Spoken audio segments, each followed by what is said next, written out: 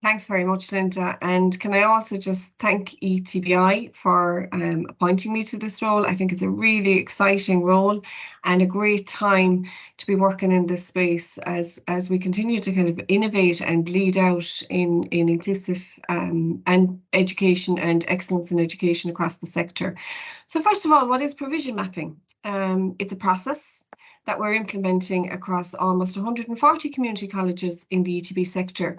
It started in 2016 with a very small pilot of 6 schools in Limerick Clare ETB, and then followed with a national pilot in 2020 across 33 schools.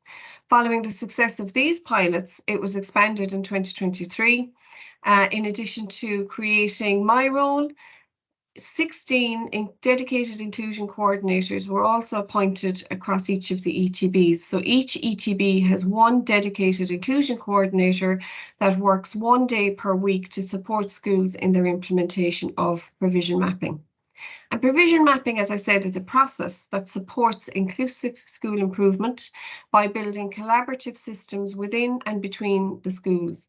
And it also builds leadership capacity in schools and right across the ETB sector. The strategic vision for provision mapping centres around 5 key areas. Firstly, it's about excellence in education, as Linda already said, for all students in the system, and it's about responding to the needs of school communities. Secondly, it's about developing teachers' capacity at all levels to respond to increasing diversity in schools. And we achieve this through sustained and systematic support for change. We in the provision mapping team support schools in a variety of ways, including the establishment of communities of practice, school visits, online and face-to-face workshops and seminars, support from ETB inclusion coordinators and directors of schools, and of course strategic support from the Task Group for Inclusion, which Linda is chair of. And we also develop a repository of high quality resources and materials for schools to use. Thirdly, provision mapping ensures that our additional allocations from the department are used effectively, and it supports schools to identify gaps in provision, areas of real strength and possible areas of over-provision. Fourthly, the provision map itself lists all of the interventions and strategies that schools have in place to meet students' needs.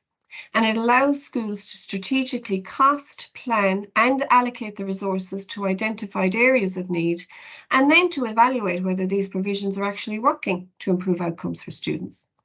And finally, and perhaps more importantly, provision mapping and the commitment from the ETB sector in implementing it and resourcing it has spotlighted us as innovative leaders in this field and has given us an influential voice when we are engaging with key stakeholders such as the Department of Education and the NCSE, with whom we are working very closely. There are real opportunities at this stage for us to influence policy on the future direction of inclusive and special education in Ireland that are driven by the needs of our sector, as well as building on existing progression pathways in further education and training.